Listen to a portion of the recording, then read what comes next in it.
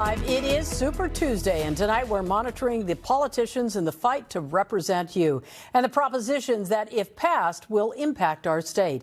Among them, Prop 1, which has Governor Newsom's support and approval. Good evening, everyone. I'm Colleen Williams. And I'm Annabelle Sedano. If passed, it would authorize $6 billion in bonds to battle homelessness. Our Conan Nolan joins us on set to talk about it. Conan, the biggest concern taxpayers have is, will it solve the crisis problem? Good question. I think this is the one to watch tonight. You could get... if this fails, it's the big story tomorrow, and here's why. It started off with a big lead in every poll.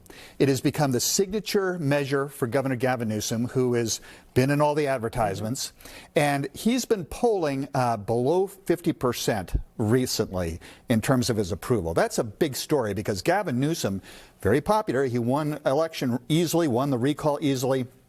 But if over half the residents of the state, including a lot of Democrats, believe that he has been spent too much time in Florida debating Ron DeSantis and talking about Greg Abbott in Texas and looking like he's running for president, this could turn out to be a referendum on him and not on the issue itself, which is homelessness and the fact that he wants to build facilities for the mentally ill, which are definitely needed. So the polls indicate this could go either way, and if it fails, that would be a big story, and it would damage his reputation because Gavin Newsom does not lose in California.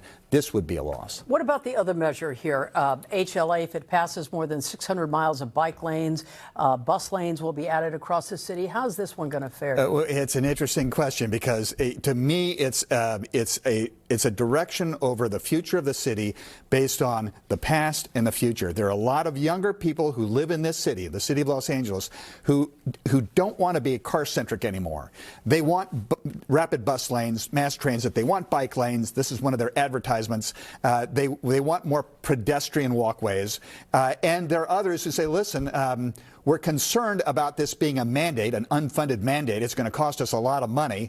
And the city administrative officer, very controversially, went before the council and he says this is going to cost us $3 billion in unfunded liability. Now, the proponents of this say that's ridiculous, that he's trying to politicize this. And the firefighters union, they're running the No on HLA campaign. Some have suggested the real reason they're opposed to it is because they're afraid it's going to eat into their next contract if there's this requirement for funding. So I think it's a lifestyle change. It's a debate over where we go in terms of lifestyle. And there's a young group that wants to change it, and they want more pedestrians, more bike lanes, more bus transit. But the people who are voting that's a good question. Are not young right now. Right, exactly. It all depends on who votes. Everybody talks about support. Doesn't matter support. It's whether or not you go to the polls. Right now, it's tending to be older, and that does not bode well for HLA. But we'll see. And we're also seeing a lack of people voting in general. Yeah, the enthusiasm for voting stems from what's exciting at the top of the...